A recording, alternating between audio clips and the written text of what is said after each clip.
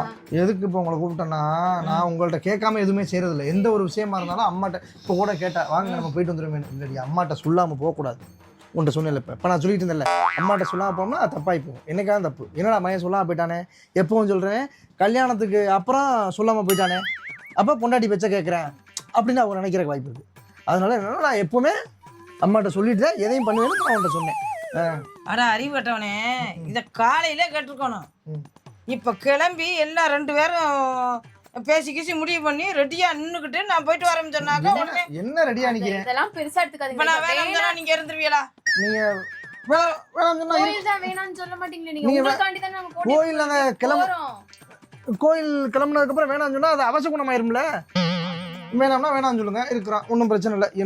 என்ன கோட்டை கோயில், என்ன கோட்டை கோயில், கோட்டை மாரியாத்தா இங்கே இருக்குது, என்ன கோட்டை கோயில், என்ன போகக்கூடாதாம்மா?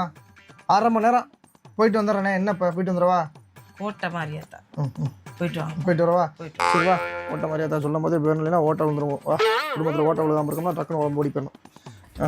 புள்ள தூக்கி கஞ்சி குடிக்கிறதுக்கு நான் பிச்சை எடுத்தே கஞ்சி குடிச்சிடலாம்.